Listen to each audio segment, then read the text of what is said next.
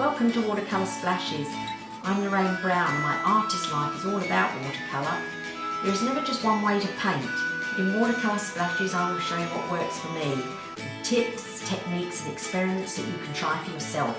Be inspired. Let's watercolour splash.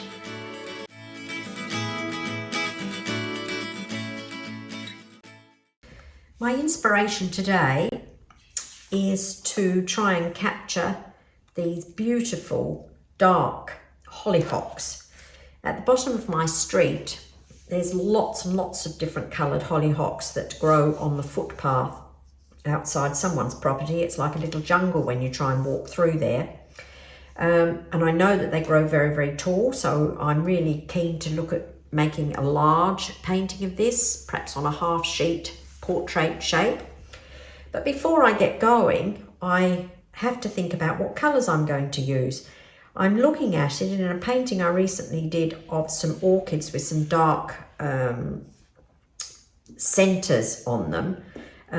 This was the colour palette I used for that, and that would work quite well to paint these. However, we all need variety, and even if you paint the same subject many times, it's nice to pick some different colours, change your composition, and just keep things interesting for yourself. So I've just had a little play to see what I could do to create the dark reddy black look of these with a different palette than what I've got there. And this is what I've come up with. I'm thinking colour that I don't use a great deal of. I'm going to try Indigo. This is Indigo here. And if I mix it with Alizarin Crimson, and I do use the permanent Alizarin Crimson, I'm going to get this really dark red colour here. Another colour that I don't use very much, but it's nice to do a bit of experimenting, is this Lunar Violet that I bought. It's a Daniel Smith colour. It does granulate out, but it's very, very dark. But it needs something added to it. So if I add the Alizarin Crimson in that, I get a different dark red. So those two colours together there will give me quite a bit of variety on the hollyhock flower. As far as the centres go, I'm going to use Winsor yellow, which is just a warm yellow. And if I drag a little bit of the Alizarin Crimson into that, I can get the sort of slightly more orangey, warmer look here. Perhaps that little dot that I can see in the centre. And then for my greenery, I'd like this to look a little bit on the blue side anyway. I'm going to take the green gold and I'm going to put it with the indigo. And that way then I can get a nice light green colour for stems, but where I'd like to perhaps go further out, I can blue it down with the indigo. So looking at that little colour chart there, it's just 5 shades. Indigo, permanent Alizarin Crimson, Lunar Violet, Winsor Yellow and Green Gold. 5 colours. So that I think should be enough for me to do this. Of course, when I get going, sometimes I change my mind, but I like to have a bit of a plan worked out first because it makes the painting process easier when you're not making all of these decisions while you're trying to be creative. I've also just had a little thought about composition. Often with my florals, I like to just go in and make it up as I go along, and I may well still be able to do that with these. However, I did want to think about the fact that these are very dark flowers. How am I going to make the background not end up with a completely dark painting? So I'm going to try and have the dark down this side, sort of as stuff that's going out into the distance, and bring some of the flowers out into the light over this side. So with that idea in mind, I'd start painting and just see where it is that I go. So with everything ready, all I've got to do now is get my creative brain into gear and turn it into a painting. I've chosen, as I said, a half sheet because I'd like to get the look of these hollyhocks being really, really tall. So I'm not going to see where they've joined down to the ground. I'm talking about probably painting, you know, top third of the hollyhocks. That's what I've got in mind at the moment. I've got my colours sorted. got a couple of images here just to give me an idea what the hollyhocks look like, and I've got a rough idea of perhaps where I might keep the light. This can change because as I get painting, sometimes the paint goes somewhere where I hadn't quite planned. But when I've got the first washes down, I then will work with what's happening there to turn it into a painting. When I look at the centers of these, because these are really, really dark, and I'd like to be a bit flowy with my washes, I think I'm going to use a little bit of masking fluid. I don't like using masking fluid a lot because I always do a really bad job of putting it down and end up with some really weird shapes afterwards to try and fix up. But there are times where you have to use it because it just gives you the freedom to put lots of colour down without having to worry about how you're going to save a little bit of a light centre.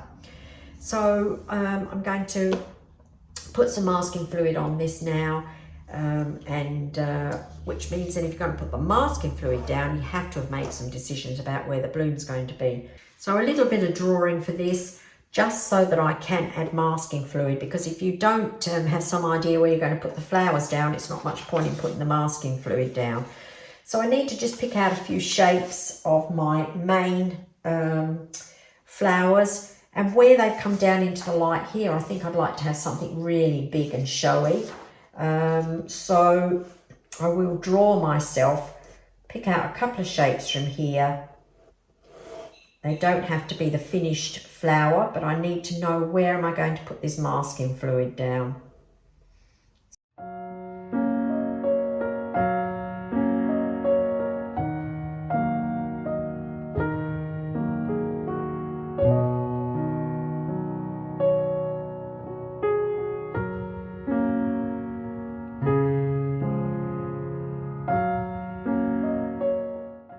So I have some masking fluid and I'm going to try and put it down without making a big mess, which is sort of what I normally do.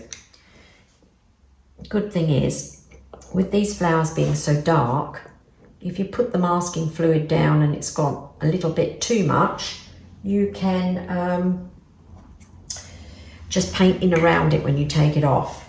So let's just get a better idea what I'm doing here. So the outside of this, I'm using the rubber shaper end of this to put the masking fluid on.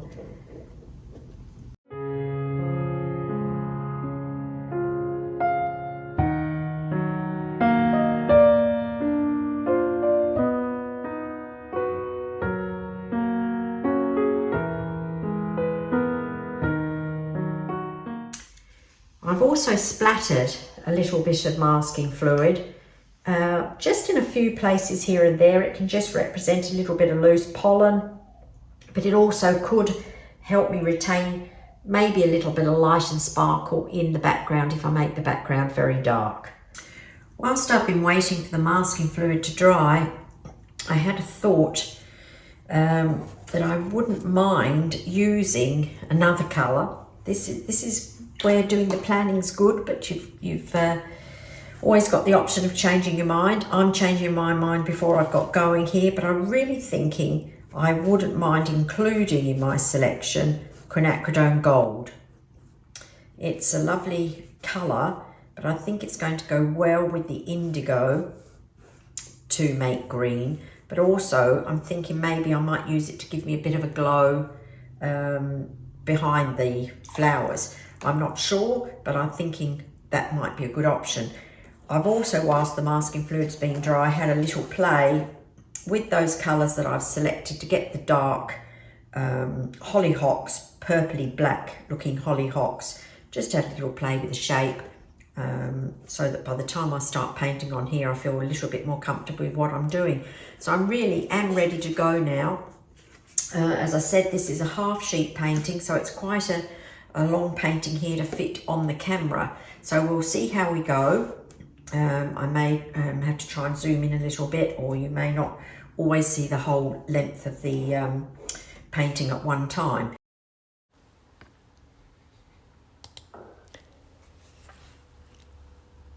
I'm using clear water to paint around the bloom shapes that I've lightly drawn, And whilst I'm adding this water, I'm already thinking about my painting process. So it's getting me into the zone, ready to do the painting. And of course the water is soaking into the paper, so when I start to add the pigment, it's got somewhere to go.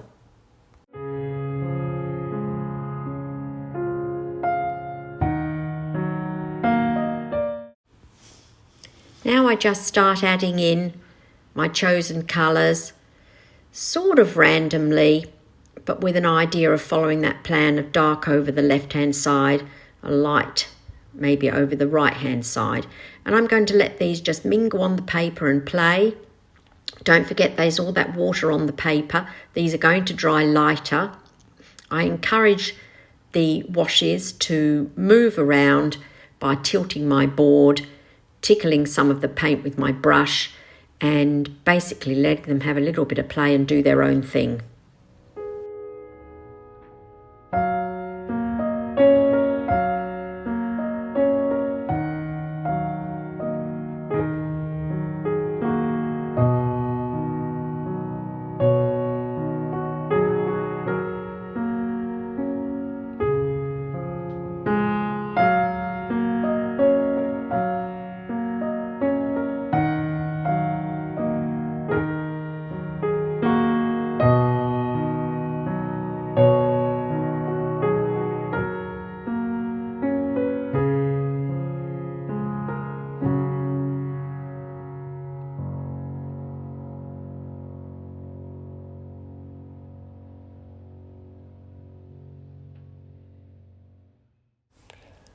With plenty of water on the paper, I'm just encouraging the colours to flow, mingle, run down the page, and as I get towards the bottom, I start thinking about maybe stems, greenery.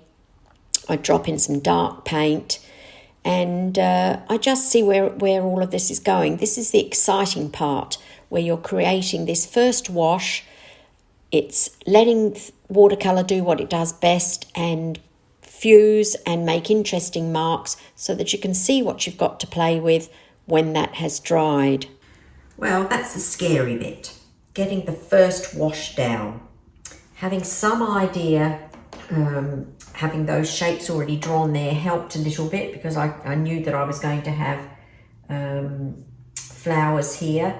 You saw I wet around those shapes, so that's the only dry paper are the blooms, and then I've just really dropped into the water that I've got on the page a selection of colours from those colours that I'd already chosen here. I forgot about the green gold because I was getting really busy putting the Quinacridone gold in, but I dropped it in down the bottom here, thrown in a bit of purple. At this stage here, this is really your messy stage. All paintings go through these. This is what I call the will I carry on stage, but you have to let it dry, and then you have a look at this underlying wash, because basically this is the first wash. Have a look and see what you've got to play with, and then take it to the next step from there. So I'm going to let this dry. My first wash is just about dry. There's a few little bumps in it, but that won't stop me having a little look at the flowers, which is my next step. So first of all, cover up as much white paper as you want with your background wash. Let that dry. Now start on the subject, knowing that you've probably still got to do a lot more work in the background. But for a start here, I will work on the blooms. So I'm going to mix up the colours using my colour chart here that I think I'm going to use in the flowers. Start with one and see where I go from there.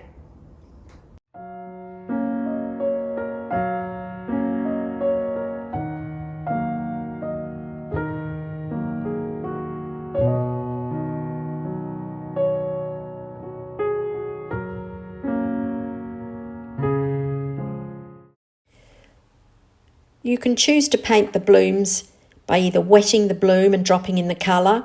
I like to mix it up. Sometimes I do that. Sometimes I just paint onto the dry paper.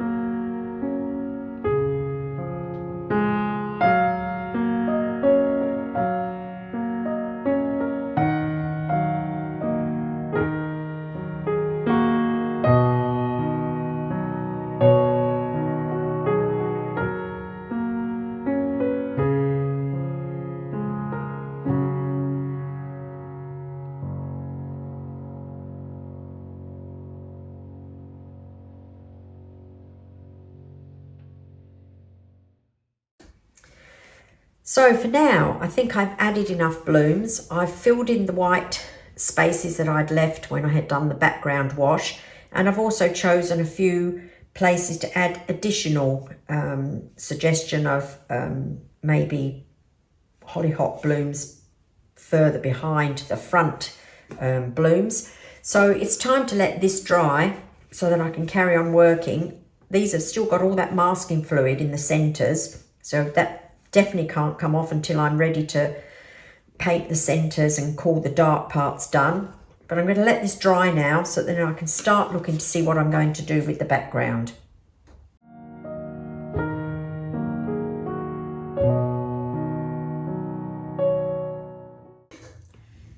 I'm going to take the masking fluid off the centres and just see what I'm going to do with these middles that are now back to the white of the paper. So just take the masking fluid off. I'm using a crepe rubber here, which does a good job. I'm not going to take the masking fluid off where I spattered it in the background. It's coming off where I spattered it over the blooms, but not up here in the background. I'm going to leave that, and I'll leave it there because I'm still going to paint some more paint on the greenery.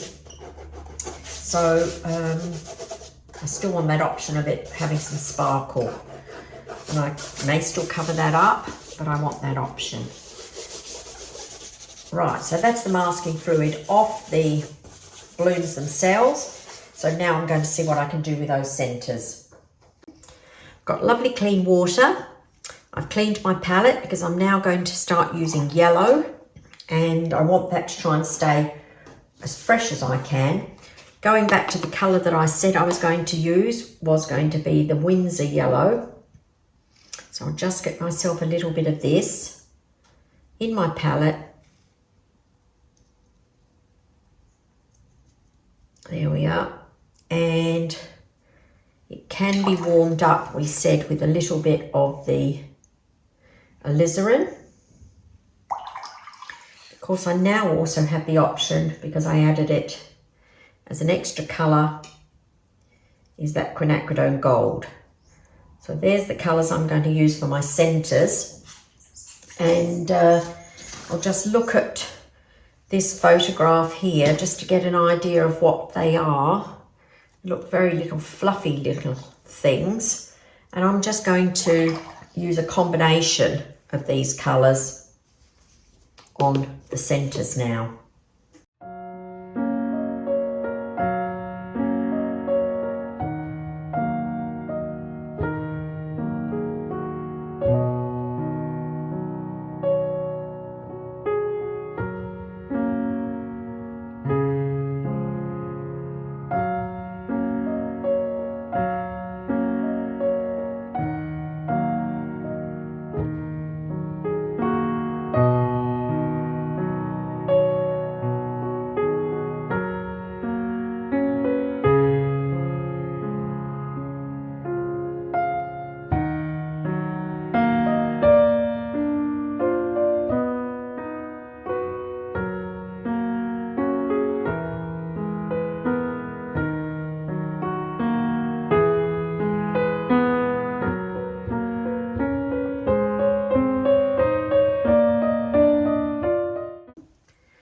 I'm just adding a wee bit of opaque white in little dots because it helps me get these little stamens, I guess they are, out into the dark in some little jagged areas. But also a couple of places my masking fluid wasn't put down very well and I got quite a dark mark there, which means yellow is certainly not going to cover it up. But with this opaque colour, it will. So I've just added a little bit there. I'll let that dry now, and then I'll redefine these little centres and make them sit well inside the flower shapes. So that's what I'm going to try and do now. If you going to use something like opaque white, like gouache, or this, what I've used here, bleed proof white, Dr. P.H. Martin's, and you've rinsed off your brush in the water. I always find it's best to change that so that I'm not going to contaminate the rest of my paint with that dirty water. Whilst my centre's finished drying, I'm going to now work on the stems and some little buds on the hollyhocks. I love those little round shapes. So I'm going to just see what I can do to create some nice long stems with some extra buds.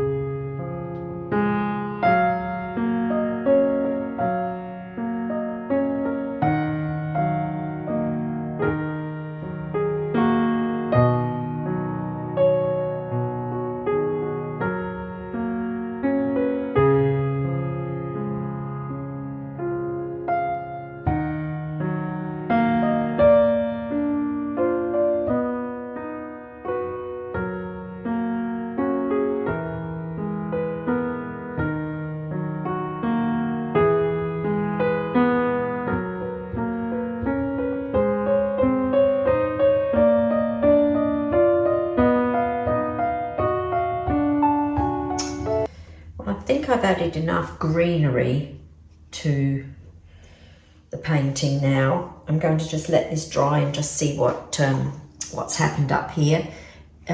You would have seen that I've added lots of water, because when you're not absolutely sure where you want to finish or whether something is right or not, if you just add water beyond where you're going, you've not going to create anything that you can't fix up afterwards. So sometimes I put the paint down and then I'll add some water so that it will dissipate around and won't leave a hard edge. I think I need to look at this for a minute, so I'm going to go back to having a look at the centres now while that greenery is drying. That's a good thing about moving around your painting as a whole, because you get the option to move to a dry area while some other part is drying, and you can go back to that bit later.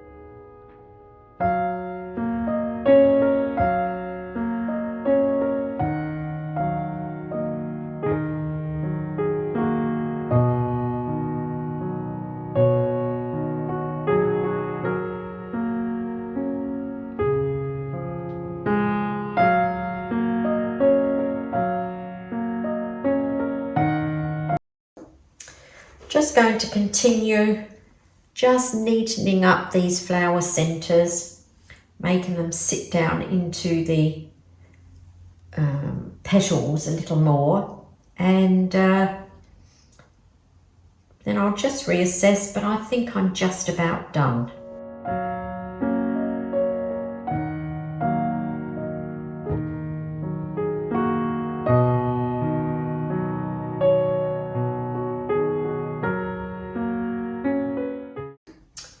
Well, I think I've come to the end of my experimenting with these hollyhocks, and all I've got left is the masking fluid that I originally put down in the background.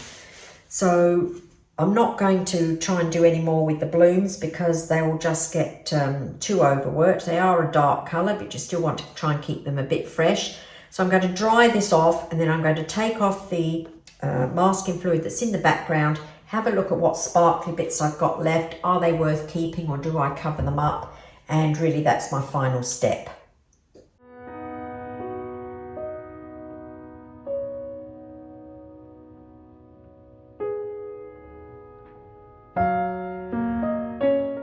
So with the masking fluid taken off, I've just used a little bit of the Quinacridone gold just to yellow up a couple of the white dots that were there, especially if there was a big mark that was left behind. I think I'm going to call this done. So thanks for watching. Till next time, bye.